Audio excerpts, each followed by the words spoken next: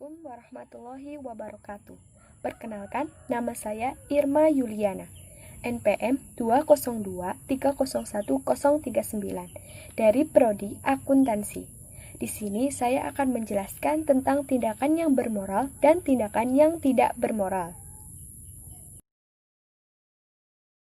Apa sih itu moral? Kita sebagai manusia, apakah memiliki moral yang baik atau moral yang buruk? Pengertian moral itu sendiri yaitu suatu pedoman dalam perilaku yang diterapkan kepada setiap individu untuk bersosialisasi dengan individu lainnya, sehingga terjalin rasa saling menghormati dan menghargai sesama manusia. Dengan moral yang baik, maka lingkungan kita akan baik dan tentram.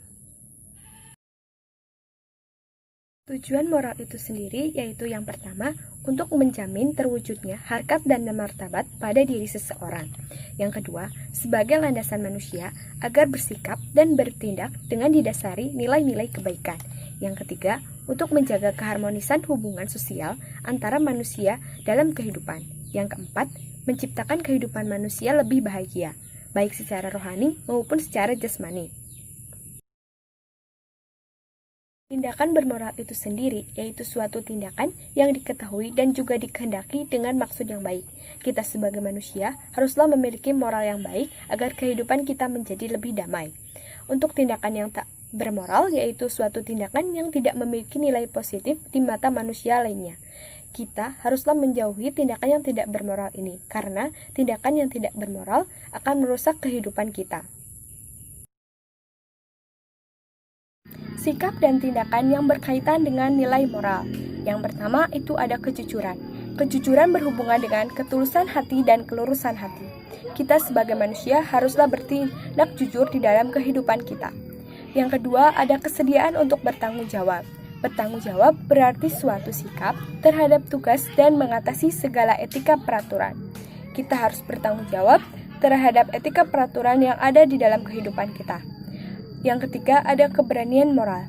Keberanian menunjukkan dalam tekad untuk tetap mempertahankan sikap yang telah kita yakini. Jika kita telah mengambil sikap yang telah kita yakini, maka kita harus berani terhadap apapun resikonya. Yang keempat ada kemandirian moral. Kemandirian berarti kita tidak pernah ikut-ikutan dengan berbagai pandangan moral dalam lingkungan kita. Kita harus percaya diri terhadap moral yang telah kita ambil. Yang kelima, ada kerendahan hati.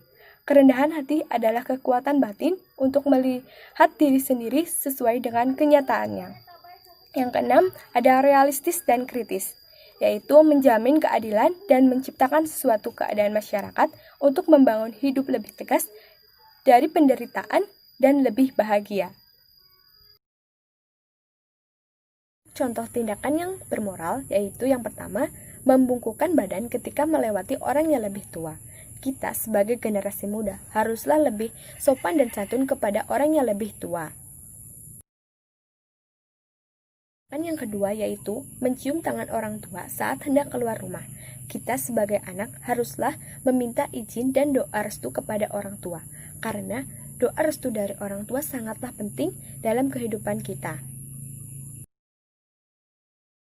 Tindakan yang ketiga yaitu menerapkan toleransi antar sesama. Kita sebagai manusia haruslah menerapkan toleransi dalam hidup kita. Apalagi kita hidup di negara Indonesia yang perbedaannya banyak, contohnya di dalam agama, suku, dan ras dan budaya. Maka perbedaan itu janganlah jadi pemecah belah dalam kehidupan kita, tetapi dijadikan alat pemersatu dalam kehidupan kita. Contoh tindakan yang tidak bermoral yaitu yang pertama, membuang sampah sembarangan. Kita sebagai manusia haruslah membuang sampah pada tempatnya. Karena jika kita membuang sampah tidak pada tempatnya, maka akan merusak lingkungan dan dapat menyebabkan bencana alam. Yang kedua yaitu mencuri hak milik orang lain. Kita sebagai manusia tidak boleh mencuri hak milik orang lain, karena hak itu adalah hak milik mereka. Kita mempunyai hak milik kita sendiri. Tindakan yang selanjutnya yaitu menyontek kepada teman. Kita sebagai pelajar tidak boleh belajar menyontek kepada teman. Kita harus percaya diri dan harus belajar agar nilai maksimal yang kita dapatkan. Solusi dalam mengatasi krisis moral, yaitu yang pertama, dengan meningkatkan iman dan takwa kepada Tuhan Yang Maha Esa. Kita sebagai manusia haruslah beriman dan bertakwa kepada Tuhan Yang Maha Esa, dan kita harus bergantung kepada Tuhan yang telah memberikan kehidupan kepada kita. Yang kedua, menanamkan pendidikan karakter sejak dini. Kita sebagai manusia haruslah memiliki karakter yang baik, karena dengan karakter yang baik, maka moral kita akan baik. Yang ketiga, memilih teman bergaul di lingkungan yang tepat. Kita di zaman sekarang ini haruslah selektif dalam memilih pertemanan, agar kita tidak terjerumus dalam hal-hal yang tidak baik. Yang keempat, memanfaatkan perkembangan ilmu pengetahuan dan teknologi dengan baik. Ilmu pengetahuan dan teknologi yang lebih canggih saat ini haruslah kita gunakan dengan sebaik-baiknya agar berguna untuk kehidupan dan masa depan kita. Sekian penjelasan dari saya. Semoga kita bisa menjadi manusia yang bermoral baik. Karena dengan moral yang baik, maka kehidupan kita akan baik dan tentram. Terima kasih. Wassalamualaikum warahmatullahi wabarakatuh.